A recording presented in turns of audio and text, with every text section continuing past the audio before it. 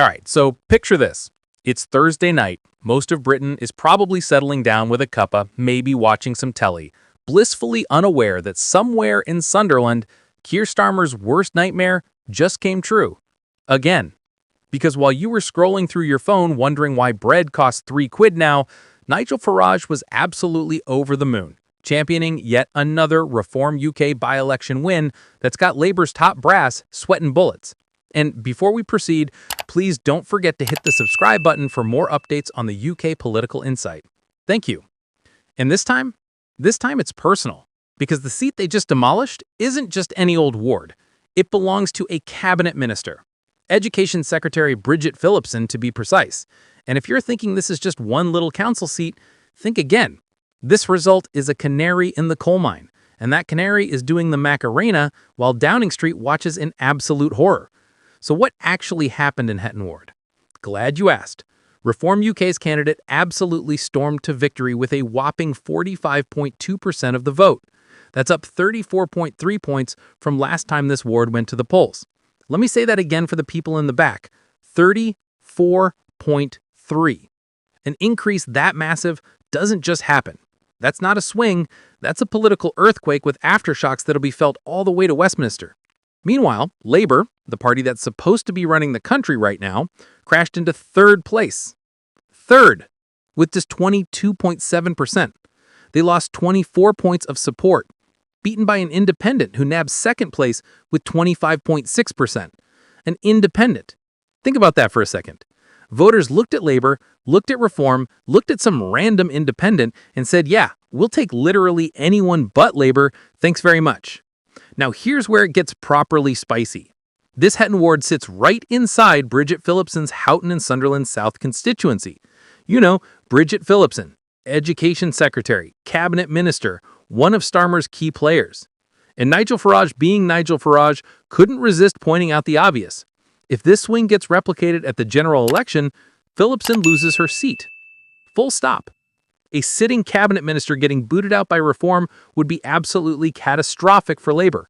It would be the political equivalent of getting dumped via text message in front of all your mates. Humiliating doesn't even begin to cover it. Farage called it a huge result for the party, and honestly, from his perspective, he's not wrong. Then he threw in this absolute zinger, saying no wonder Keir Starmer can't stop attacking me. Which, fair play, is pretty cheeky considering Starmer's been going after Farage and Reform like they're personally responsible for every problem in Britain. But when you're winning this consistently, you can afford to be smug. And Farage is nothing if not consistent these days. But wait, there's more. Because Reform didn't just win in Sunderland and call it a night. Oh no. They also snagged a second council by-election in Kings Lynn and West Norfolk, taking Hunstanton ward from local independents. They pulled 29.2% of the vote, and here's the kicker. They hadn't even stood there before. Brand new on the ballot, and they walked away winners. The LibDems came second with 25.6%, which is respectable enough, but the Tories lost 23 points and crashed into fourth place. Fourth. The party that used to dominate in places like this is now fighting for scraps behind Reform, independents, and the LibDems. That's not decline, that's collapse. Let's zoom out for a second and look at the bigger picture, because this isn't just about two random by-elections on a Thursday night. Since the 2025 local elections, there have been 170 council by-elections across the country. That's a decent sample size.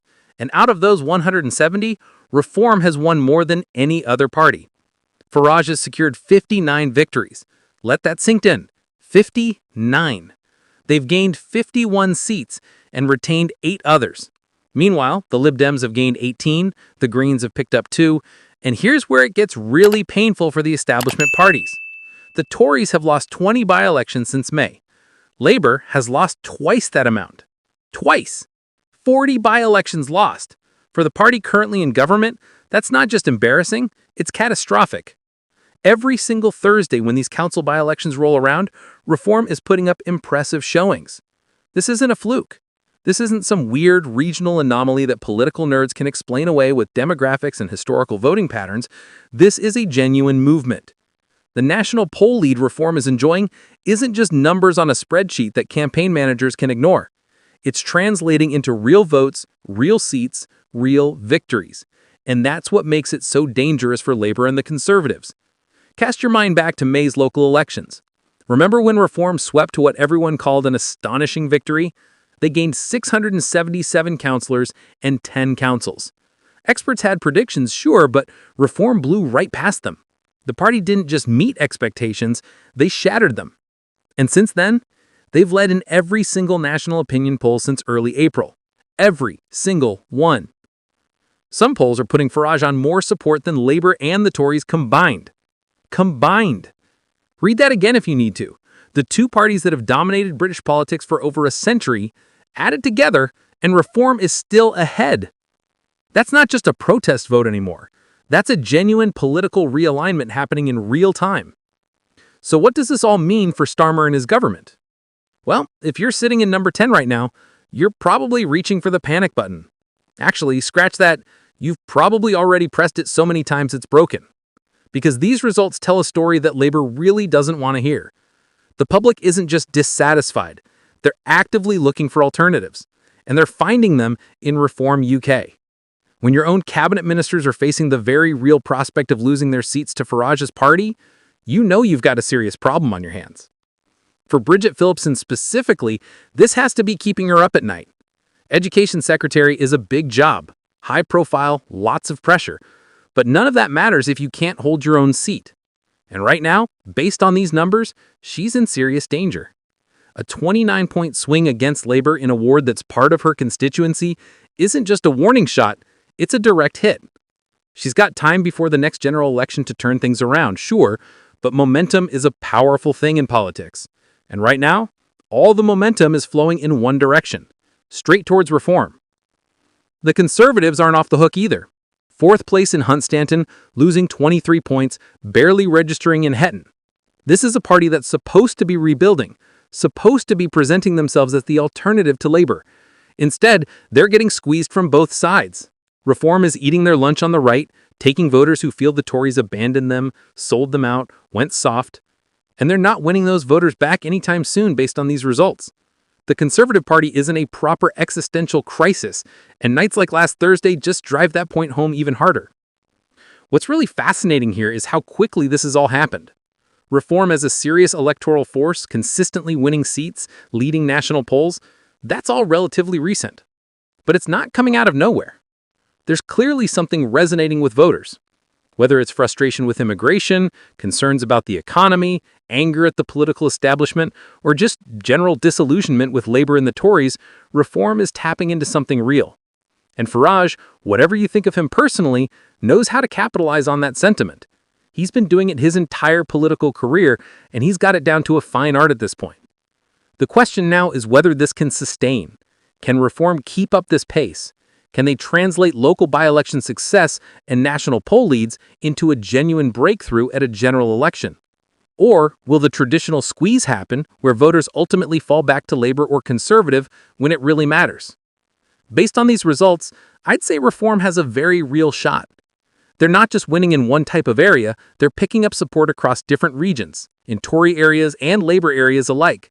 That versatility is crucial. It suggests they're building a broad coalition, not just appealing to one narrow slice of the electorate. For Starmer, the pressure is mounting. Every Thursday brings another potential disaster.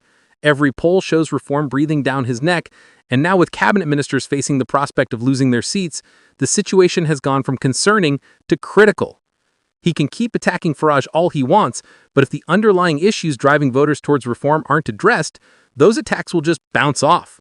People vote with their feet, or in this case, their ballot papers. And right now, they're voting for Reform in numbers that would have seemed unthinkable just a few years ago. So there you have it. Nigel Farage celebrating another couple of victories while Labour and the Tories contemplate their mortality.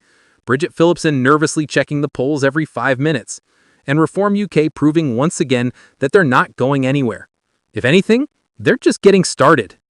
These by-elections might seem small in isolation, but add them all up and you've got a pattern that should terrify anyone in the establishment. Because if this keeps up, the next general election is going to be absolutely wild. If you found this breakdown useful, make sure you're subscribed to UK Political Insight because we're covering this stuff as it happens, multiple videos a day keeping you right on top of what's going down in British politics. Hit that like button, drop a comment with your thoughts on whether reform can actually pull this off at a general election, and I'll see you in the next one.